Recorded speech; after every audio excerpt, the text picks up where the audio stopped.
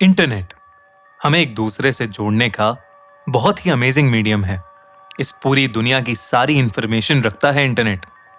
पर 20 साल के जिम को यह नहीं पता था कि यही इंटरनेट उसको और उसके दोस्तों को एक ऐसे जाल में फंसा देगा जहां से निकलना नामुमकिन होगा। वैसे तो जिम यूएसए के फ्लोरिडा सिटी में रहता था, पर हायर स्टडीज के लिए वो न्यूयॉर्क में शिफ्ट हुआ था और हर सैटरडे वो अपने दोस्तों से वीडियो कॉल करने के लिए पास के एक साइबर कैफे जाया करता था। एक सैटरडे आफ्टरनून कॉलेज से आते हुए जिम की नजर उसी साइबर कैफे पर पड़ी और उसने देखा कि दरवाजे के पास रखे लॉस्ट एंड फाउंड बॉक्स में एक लाइट चमक रही थी। उसने पास जाकर देखा तो बॉक्स में एक लैपटॉप रखा था। जिम को बहुत टाइम से एक लैपटॉप की जरूरत थी और लॉस्ट एंड फाउंड बॉक्स में पड़ा वो लैपटॉप देखकर उससे रुका नहीं गया और वो लैपटॉप उठाकर अपने घर ले गया। घर आकर उसने अपने दोस्तों को उसी लैपटॉप से वीडियो कॉल की और वो खूब बातें करने लगे। जिम ने सबको बताया कि उसको लैपटॉप कैसे मिला था और सब उससे लैपटॉप के बारे में और पूछने लगे। पर जिम अभी अभी लैपटॉप लाया था और उसने देखा भी नहीं था कि उसमें आखिर है क्या। जिम लैपटॉप के अंदर के डेटा को एक्सप्लोर करने लगा और उसे कुछ ऐसी वीडियोस मिली जिसे देखकर सबका दिल दहल उठा। उस लैपटॉप में बहुत वॉयलेंट वीडियोस थे जिसमें लोगों को अलग अलग तरह से बहुत बेरहमी से मारा जा रहा था।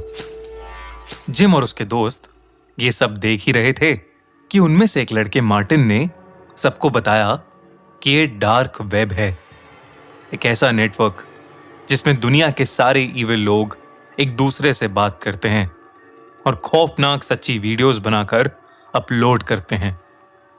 मार्टिन उन्हें यह सब बता ही रहा था कि तभी उसकी वीडियो कॉन्फ्रेंसिंग में एक अननोन इंसान आ गया। आते ही उसने एक मैसेज भेजा, तुम्हारे पास मेरा लैपटॉप है, वापस कर दो वरना तुम सब मारे जाओगे। ऐसा मैसेज देखकर सबके होश उड़ गए। जिम को बहुत डर लगने लगा और वो बुरी तरह रोने लगा। उसके दोस्त उसे संभालने लगे। जिम को घबराता देख उसके दोस्तों में से एक लड़की जिम का मजाक उड़ाने लगी कि जिम ये सब उन्हें डराने के लिए कर रहा है। और तभी सैम का स्क्रीन फ्लिकर करने लगा और अचानक से काला हो गया। कुछ सेकंड्स बाद जब वो काला स्क्रीन हटा तब जो सबने देखा वो देखकर सब बुरी तरह शॉक्ड हो गए। सैम का गला कटा हुआ था और उसकी गर्दन वहीं लैपटॉप के पास रखी थी। उसका मुंह नीला हो चुका था और आंखों से खून बह रहा था। कोई कुछ कह पाता उससे पहले ही उस अननोन इंसान का स्क्रीन पर एक और मैसेज आया, तुम सब अब मेरे वेब में फंस चुके हो, मुझे तुम सब का घर मालूम है और मैं तुम सब के लिए आ रहा हूं। ये मैसेज पढ़ते ही जिम और उसके दोस्त बुरी तरह कांपने लगे।